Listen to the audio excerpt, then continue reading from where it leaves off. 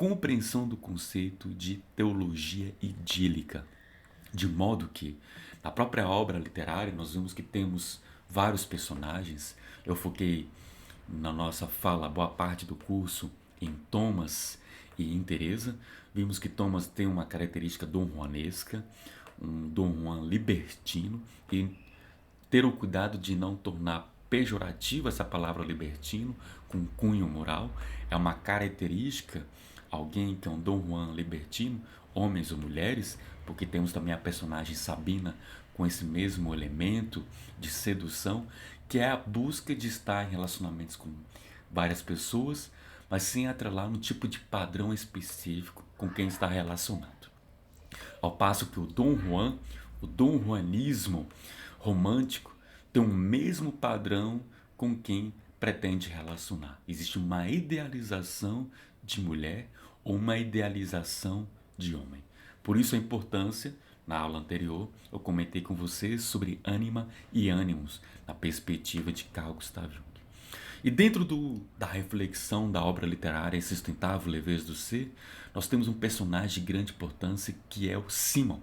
Simon é o filho do Thomas, que está oculto uma parte da narrativa.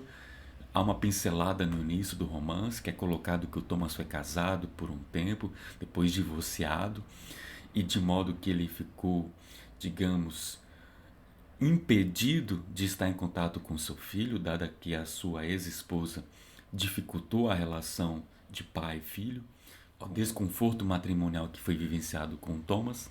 De todo modo, o Simon procura o próprio pai, fazer as pazes com o próprio abandono vivido paterno. E o Simon tem uma representação dessa teologia, ou seja, desse ser que busca a negação dos conflitos, que está o tempo todo tentando reafirmar utopicamente a harmonia perfeita. Então, numa passagem da obra do Milan Kundera, por volta da página 266, pela editora Companhia das Letras, vai dizer: por trás de todas as crenças europeias, sejam religiosas ou políticas, está o primeiro capítulo do Gênesis, a ensinar que o mundo foi criado como devia ser, que o ser humano é bom e que, portanto, deve procriar. Chamemos essa crença fundamental de acordo categórico com o ser. Então nós já vimos que o acordo categórico com o ser é uma negação das próprias sombras. E sombras aqui, entendido aquilo que está oculto, que você não quer fazer ver. É como se fossem as próprias costas da qual a gente não quer permitir uma forma de espelhamento para entender que aquilo que tanto julgamos faz parte também do nosso próprio ser, da própria existência, das próprias aspectos psíquicos, emocionais, sentimentais, enfim. Então, uma vez que você projeta que o mal é o outro, faz com que você tenha um acordo categórico com o seu ser ao se intitular uma pessoa totalmente do bem, um cidadão de bem. De modo que tudo aquilo que se coloca como cidadão do mal deva ser excluído, porque você legitima que é necessário excluir aquilo que faz parte da maldade, que é aquilo da qual é abjeto, que é uma merda, da qual não deva ser convivido conosco, deva ser realmente descartado. Devamos dar uma descarga nessa maldade, dessa merda que faz presente entre nós. E com isso, nesse acordo categórico com o ser, que quer negar o conflito com o mal, acaba tendo que agir de modo violento em diversas circunstâncias, exatamente para descartar aquilo que ele julga como merda, como mal. Com isso é kit, porque o kit é a negação da merda. Com isso, o acordo categórico com o ser, que busca esse elemento idílico da negação do conflito, acaba caindo numa contradição.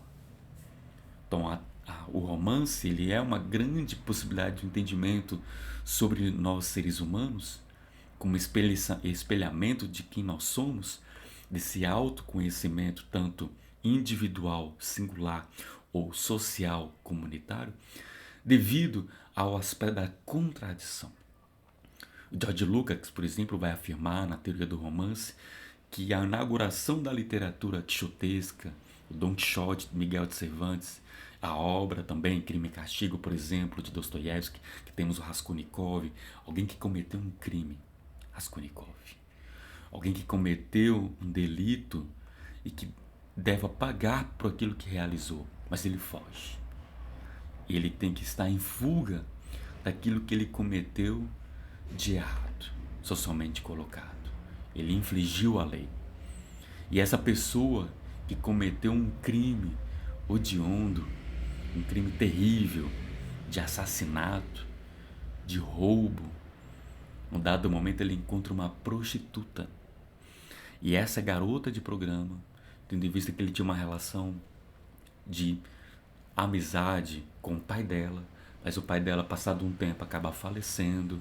Ele, tanto Raskolnikov e o pai dessa garota, frequentavam a mesma taberna, ou seja, os mesmos bares, na região da Rússia, em São Petersburgo. E ao saber do falecimento desse senhor, com quem ele tanto conversava na taberna, ele procura a família dele, a viúva, e tem contato com a filha, que é uma garota de programa, uma família muito pobre, e ele passa uma quantia de dinheiro para eles, para essa família, para a mãe e para essa jovem que perdeu o pai. Alguém que roubou, cometeu um assassinato, em outro momento ele comete um ato de altruísmo, de caridade. E é nessa relação de amizade com a Sônia, que é uma garota de programa, ele toma contato com um texto da Sagrada Escritura. Ele toma contato com a passagem da ressurreição de Lázaro. Uma prostituta é quem apresenta um ato divino realizado por Cristo. Uma garota de programa com o arquétipo da Maria Madalena, aquela que quase foi apedrejada pelos moralistas, pelos cidadãos que se julgavam de bem, aqueles que se colocavam no patamar farisaico de cumpridores da lei, mas eram capazes de cometer atos violentos em nome da negação do mal. Então, a contradição no romance Crime e Castigo é: alguém que cometeu um crime foi capaz de cometer um ato benevolente, um altruísmo. Alguém que é uma prostituta, que tinha tudo para ser apedrejado por pessoas que se julgam santas, foi quem apresentou a esse criminoso, que ajudou a sua família num outro momento, uma revelação divina, bíblica, evangélica. Aí está o ponto. A literatura nos apresenta como nós somos tão contraditórios. Então, um acordo categórico com o ser, que é esse conceito kunderiano, é apresentar o quanto aquele que se julga do bem está em contradição consigo mesmo e não quer se dar conta, ter a consciência de quanto ele é também sombrio, do quanto ele também tem dejetos, ele também tem aspectos de merda na sua vida, na sua existência. E que o mal que ele quer excluir em alguém ou em um grupo, na verdade é um mal da qual ele não quer ser capaz de enxergar em si próprio. Ele rejeita o mal de si mesmo ao ponto de ter uma atitude de querer aniquilar o outro para ver esse mal que ele tanto projeta, que não quer enxergar em si próprio, mas consegue observar no outro. No filme, por exemplo, Beleza Americana, nós temos esse aspecto. Há um senhor, alguém já aposentado, que teve uma vida militar e tem vários adereços neonazistas, nazistas na verdade, na sua casa, roupa, emblemas, artefatos bélicos, e é um homem totalmente numa postura de uma masculinidade tóxica. Ele educa o seu filho, adolescente, com o mesmo rigor que faz parte do patriarcado machista. Mas esse homem machista, que veio de uma formação militar, aposentado, que tem emblemas neonazistas em sua própria casa, tem uma dificuldade de reconhecer a própria homossexualidade. Quando ele se dá conta de que o filho possa ter um interesse por um outro homem, ele agride seu filho de uma maneira violenta, como se estivesse querendo pôr fim na vida do próprio filho, que ele no fundo ama.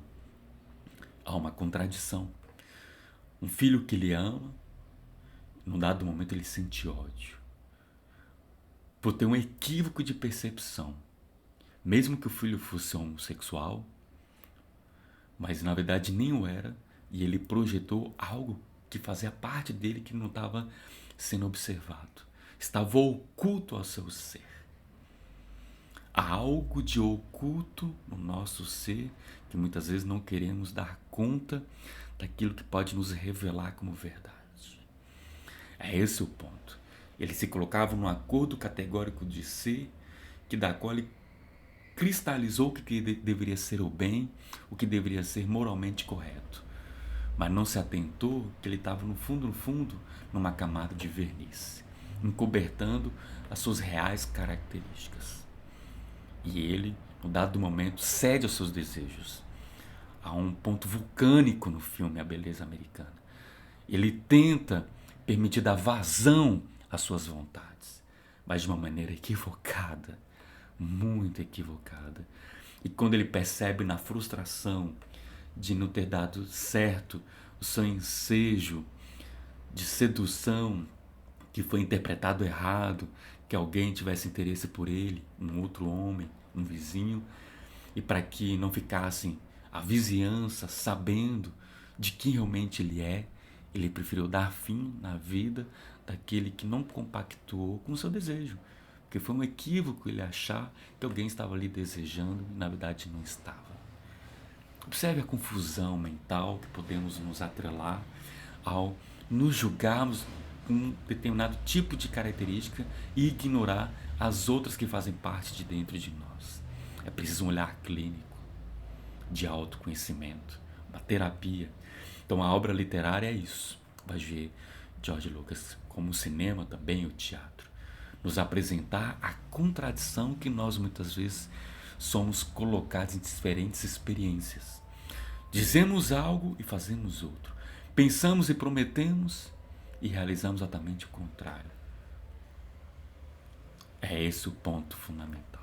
Permanecendo no diálogo sobre a teologia idílica desse elemento no interior da obra romanesca, o Simon, então, é alguém que busca na figura do cristianismo, de Cristo, essa salvaguarda da própria vida. Então, a teologia idílica é uma nostalgia do paraíso perdido. Por isso, o idílio e o acordo categórico do ser tem como arquétipo o jardim do Éden, descrito no Gênesis, no interior do primeiro livro dessa obra literária chamada a Sagrada Escritura, a Bíblia. É esse o ponto. Se tornou uma força do nosso inconsciente coletivo. Estamos a todo momento buscando um respaldo, seja na política, nas relações amorosas, num trabalho profissional, num tipo de hobby, num tipo de religião, numa prática, seja qual for de esporte, um paraíso que possa nos preencher o ser ao ponto de trazer uma leveza idílica, de não estar perturbado com nada, uma ataraxia, como vai dizer os gregos, a não perturbação. Mas é insustentável a leveza do ser.